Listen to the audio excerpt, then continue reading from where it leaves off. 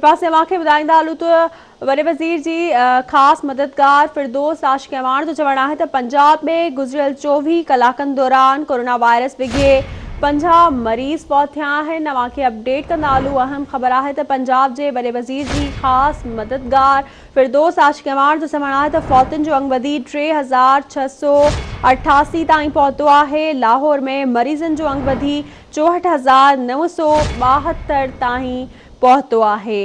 अहम ख़बर आहे अवांखे मुल्क में कोरोना वायरस जी सूरत हाल खां अपडेट कंदा हलूं त पंजाब जे वॾे वज़ीर जी ख़ासि मददगार फिरदौस आशिक़ अहमान जो चवणु आहे त पंजाब में गुज़िरियल 24 कलाकनि दौरान कोरोना वायरस विघे 50 मरीज़ फौत थिया आहिनि।